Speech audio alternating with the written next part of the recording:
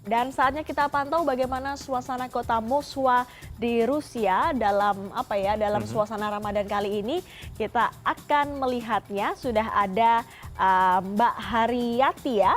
Mbak Hartati, ada Mbak Hartati atau yang sering disapa Mbak Tatoy, warga negara Indonesia di Moskwa. Halo, selamat pagi Mbak Tatoy. Selamat malam waktu Rusia atau Moskwa ya di sana ya. Seperti apa Mbak Tatoy Ya, bentuk pembatasan selamat malam sosial waktu di Moskow. Rusia terkait pandemi virus corona ini?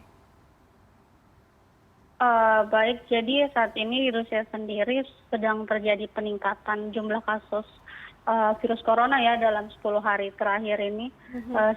Sebanyak 11 ribuan kasus dalam satu hari. Bahkan pada tanggal 7 Mei kemarin di Rusia sendiri memecahkan rekor untuk dalam satu hari itu terbanyak untuk kedua di dunia untuk satu hari terinfeksi virus corona pasiennya. Dan pada hari ini saja virus corona sendiri, pasien virus corona yang terinfeksi itu sebanyak 11.012 orang. Dan sampai hari ini Rusia menduduki angka kelima untuk pasien terinfeksi virus corona terbanyak kelima di dunia. Dan sampai hari ini terinfeksi sebanyak 209.688 orang dan kasus yang meninggal dunia sebanyak 1.915 orang. Ya, bentuk apa pembatasan sosial di sana Mbak Tatoy? Kalau di Indonesia kita tahu, mungkin Mbak Tatoy juga baca kita memperlakukan PSBB ya. Kalau di kota Moskow sendiri sudah diberlakukan lockdown. Kalau di kota saya yang tempat saya study sini sudah diberlakukan lockdown sejak tanggal 30 Maret kemarin dan akan terus berlanjut sampai tanggal 31 Mei nanti. Dan lockdownnya itu berupa kita sekarang sudah aturan berpergian di Moskow sendiri sudah sangat ketat. Kita sendiri tidak bisa berpergian tanpa menggunakan masker dan juga sarung tangan. Jika kita kedapatan berpergian tanpa menggunakan masker dan sarung tangan, maka kita akan didenda sebanyak 5.000 rubel atau sekitar 1.200.000. Dan berpergian menggunakan transportasi juga sudah sangat sulit. Jika menggunakan kendaraan umum, maka kita harus daftar digital pass lockdown dan itu harus daftar lewat websitenya.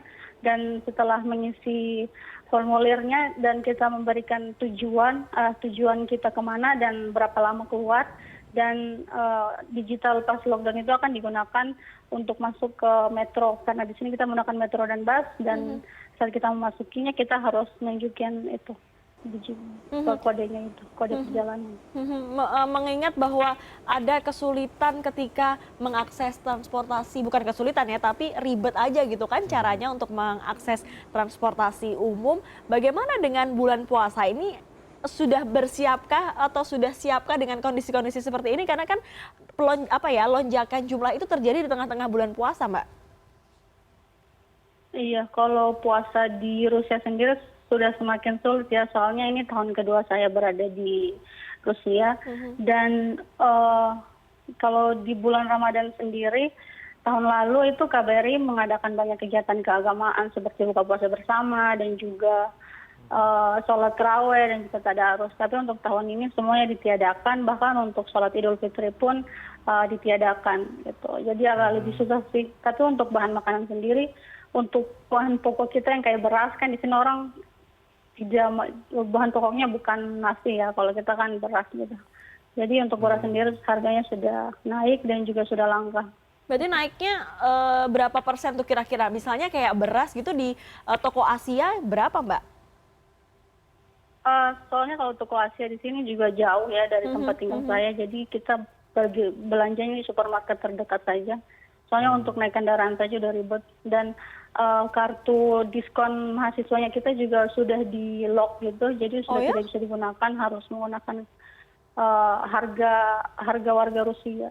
Oh gitu. Kalau misalnya menggunakan Kita beli. perbandingannya, kalau misalnya menggunakan kartu pelajar dengan tidak, berapa selisihnya? Signifikan nggak atau mahal banget gitu nggak, Mbak?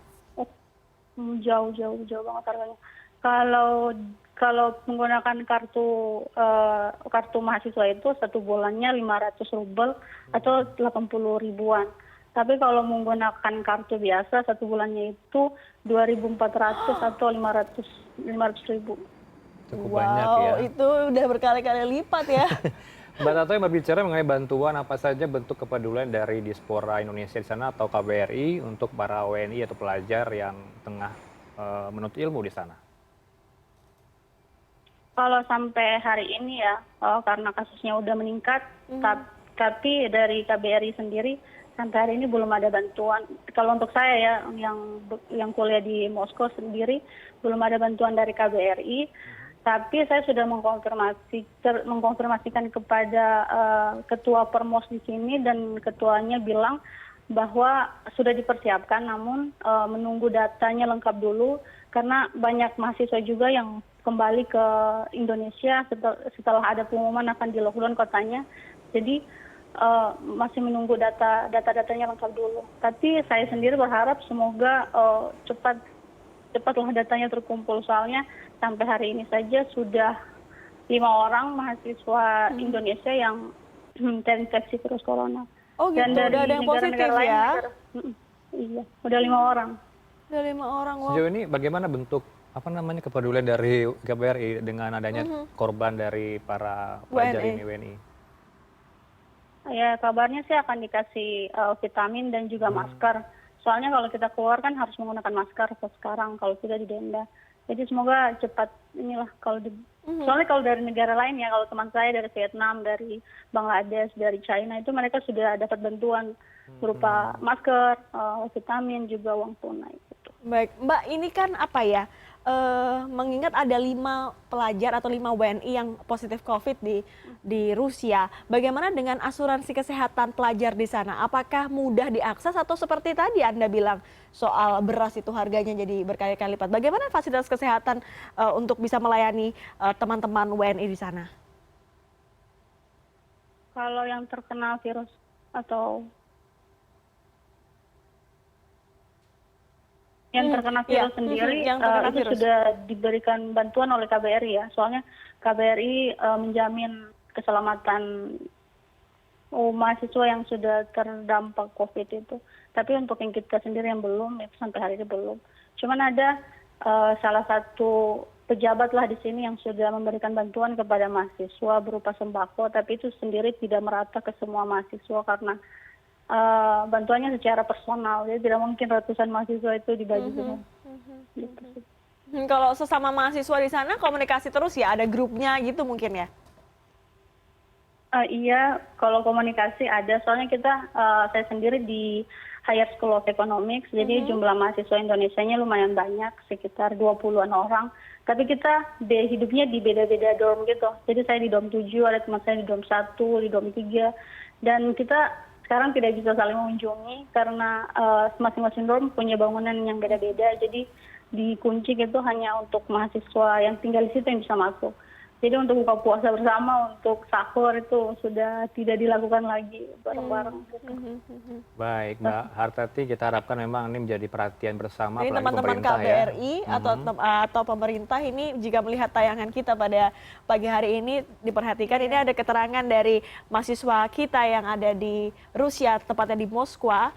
Ini bantuan harus segera sampai karena WNI dimanapun berada tanggung jawab negara. Betul sekali.